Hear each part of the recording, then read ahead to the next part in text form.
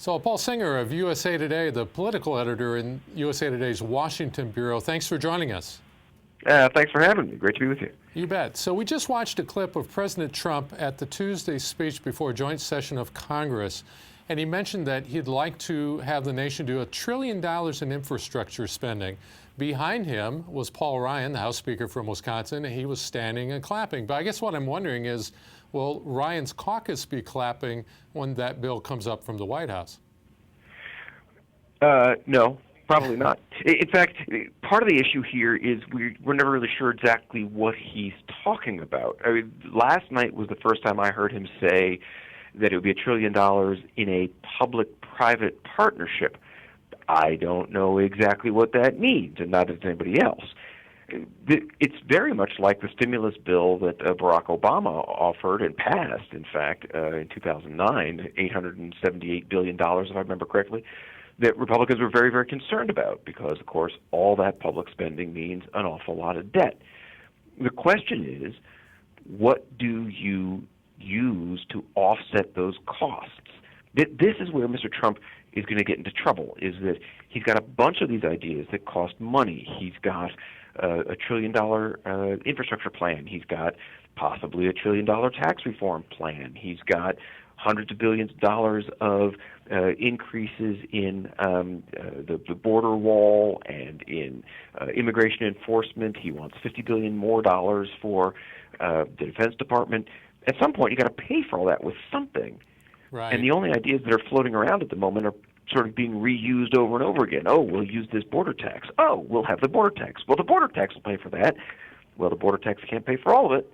Right. So where's it going to come from? And where's it going to come from? And Ryan has quite a fiscally conservative caucus that he needs to satisfy. So Trump was sort of trotting on some other Republican orthodoxy, too, and he talked about trade agreements. He brought up NAFTA in particular, which he's done frequently. How's that going to play with the Republicans in both the House and Senate?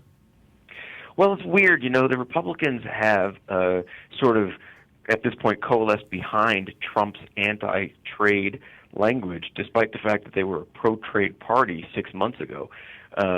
So it's just an odd thing.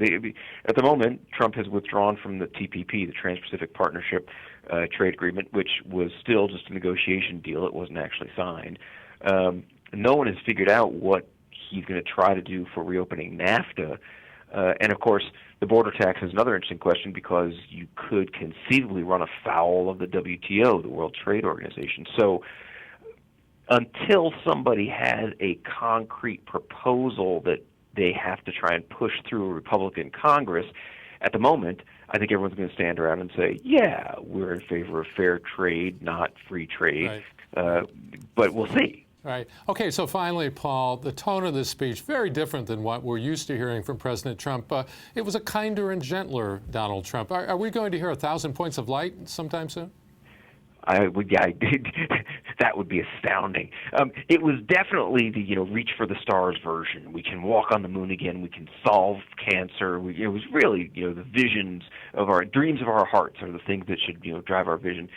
But if you look into the guts of the speech, it was still immigrants are bad and illegal immigrants are really bad, and people are victims of immigrant crime and need to be highlighted, and we need law enforcement, and we don't particularly like being active in the world, and we're suspicious of foreign interactions. I mean, that is not as sunny a speech, but it is true. He gave a very presidential presentation, and he focused much more on the things, the dreams and the things he wants to achieve than the fears that I think have driven a lot of his campaign rhetoric. Paul Singer of USA Today, thanks so much for being with us. My pleasure. Thanks for having me.